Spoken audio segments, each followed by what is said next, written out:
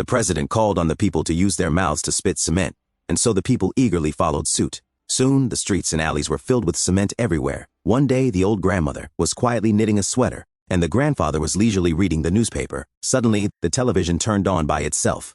When the host appeared on screen, he demonstrated how to spit cement and even casually wiped his mouth afterward, as if it were the most normal thing in the world. Next, a live reporter on television did the same, spitting cement on air. The old grandmother and grandfather exchanged confused looks, utterly baffled. The scene shifted to a white palace where the leader was giving a speech, urging the entire nation to learn how to spit cement, declaring that anyone who didn't comply would be arrested. At school, teachers began instructing students on how to spit cement. In research institutions, scientists were conducting studies, and company bosses required their employees to focus on cement spitting research to ensure that it could lead to more business opportunities. In churches, the priests called on their congregations to do the same, and the faithful followed, as if it had become a new religious ritual. In restaurants, TV programs also encouraged people to spit cement, and naturally, the customers followed suit.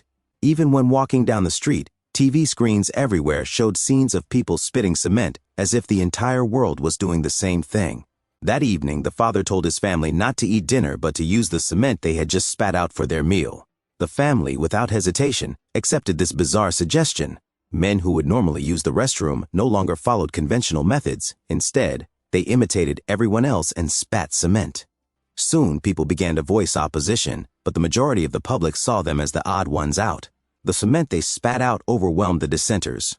When the grandmother and grandfather saw this, it seemed like a contagious disease, and they too began spitting cement. Eventually, the entire city was buried under a thick layer of cement. Just then, a tank slowly rolled through, and surprisingly, it fired a massive ball of cement. So, what exactly is this cement?